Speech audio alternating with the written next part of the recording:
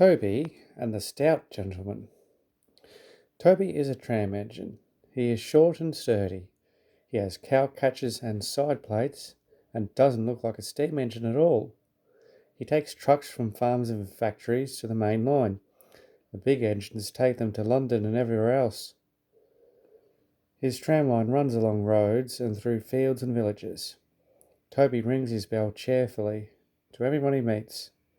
He has a coach called Henrietta, who has seen better days. She complains because she has few passengers. Toby is attached to Henrietta and always takes her with him. She might be useful one day, he says. It's not fair at all, grumbles Henrietta, as the buses roar past full of passengers. She remembers that she used to be full and 9 trucks would rattle behind her. Now there are only 3 or 4, for the farms and factories send their goods mostly by lorry. Toby is always careful on the road. The cars, buses and lorries often have accidents. Toby hasn't had an accident for years, but the buses are crowded and Henrietta is empty. I can't understand it, says Toby.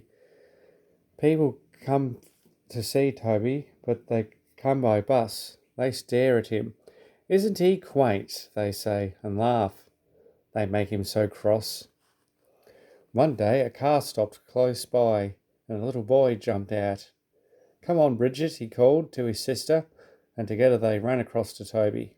2 ladies and a stout gentleman followed. The gentleman looked important but nice. The children ran back. Come on, grandfather, do look at this engine. And seizing his hands, they almost dragged him along. That's a tram engine, Stephen, said the stout gentleman. Is it electric? Asked Bridget. Whoosh, hissed Toby crossly. Shh, shh, said her brother. You've offended him. But trams are electric, aren't they?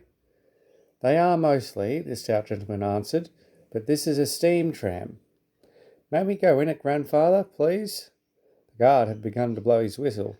Stop, said the stout gentleman, and raised his hand. The guard, surprised, opened his mouth. The whistle fell out. While he was picking it up, they all scrambled into Henrietta. Hip, hip, hooray, chanted Henrietta, and she rattled happily behind. Toby did not sing. Electric indeed, he snorted. He was very hurt. The stout gentleman and his family got out at the junction, but waited for Toby to take them back to the car. What is your name? Asked the stout gentleman. Toby, sir. Thank you, Toby, for a very nice ride. Thank you, sir, said Toby politely. He felt better now. This gentleman, he thought, is a gentleman who knows how to speak to engines. The children came every day for a fortnight. Sometimes they rode with the guard, sometimes in empty trucks. And on the last day of all, the driver invited them into his cab. All were sorry when they had to go away. Stephen and Bridget said thank you to Toby, his driver, his fireman and guard. The stout gentleman gave them all a present. Peep, peep, peep, peep, whistled Toby. Come again soon. We will, called the children, and they waved till Toby was out of sight. The months passed. Toby had few trucks and fewer passengers. Our last day, Toby, said his driver sadly one morning. The manager says we must close tomorrow. That day, Henrietta had more passengers than she could manage. They rode in the trucks, crowded in the brake van. The guard didn't have enough tickets to go round.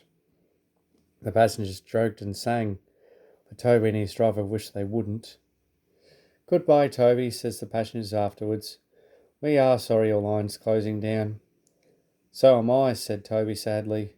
The last passenger left the station and Toby puffed slowly till he shed. Nobody wants me, he thought, and went unhappily to sleep. Next morning the shed was flung open, and he woke with a start to see his fireman dancing a jig outside. His driver, excited, waved a piece of paper. Wake up, Toby, they shouted, and listen to this. It's a letter from the stout gentleman. Toby listened but I mustn't tell you any more, or I shall spoil the next story.